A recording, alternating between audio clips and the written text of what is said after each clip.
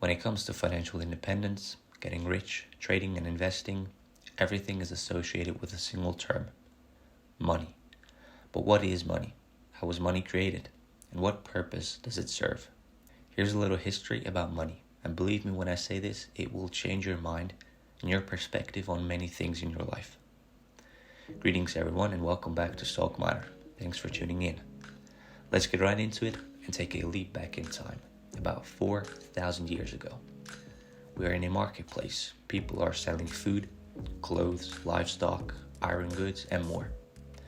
Money had not yet been invented, so they traded their goods with each other. Barter.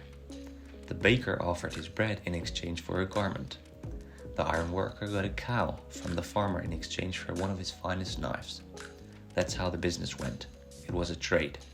Goods for goods. However, the value of the goods fluctuated so much in each exchange that one of the two parties always made a losing trade. So a single currency had to be invented, to which the value of each good could be determined and was the same for all: money.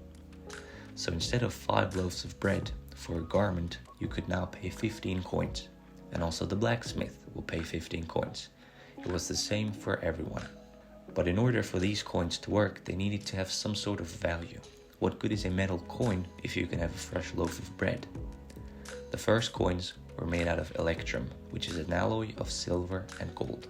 So, the value of their currency was the precious metals they were made out of.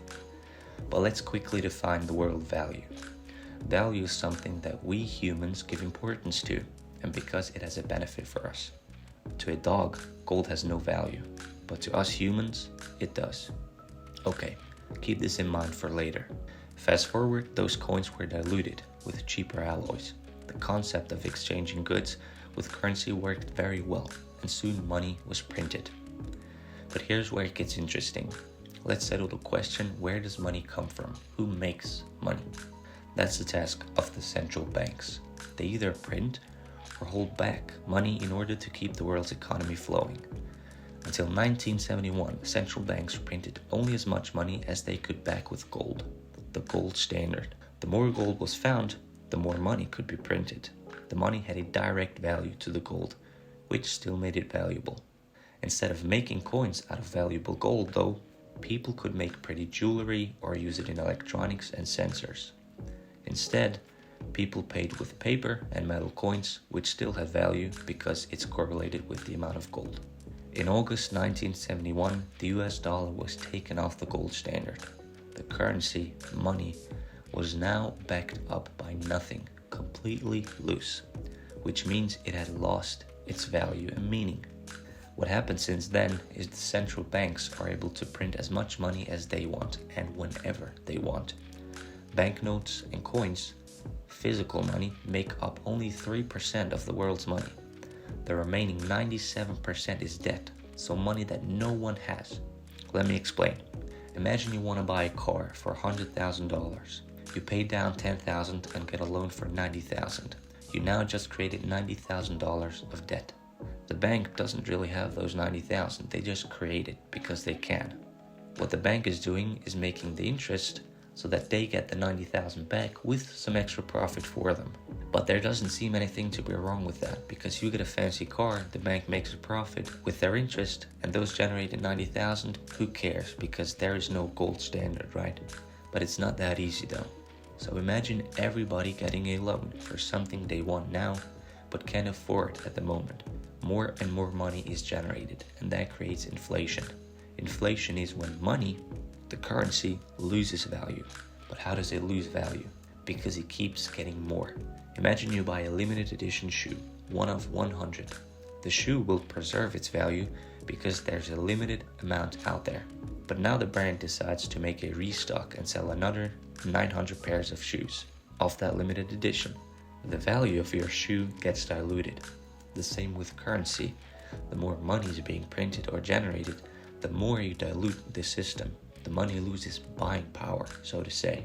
So you see, since the printing of money is no longer limited by the gold standard, the value of money is constantly decreasing. In due course, I will go into more detail about economic cycles, inflation and deflation. But what is relevant in this video is that our economy is designed for continuous growth. In this chart, you can see what the economic system we have created should look like, and you can see it has no cap. It's always more and always higher up. While you're busting your butt for your paycheck and saving your money to finally buy that house or the car or go on vacation, the central banks are diluting your decades in savings within seconds. The only way to get out of this game is to invest your money, this worthless currency, in something valuable. Assets like stocks, real estate. You can even buy gold or other precious metals, unique or collectible items, a store of value that central banks cannot influence. In the beginning of the video, I told you the definition of value.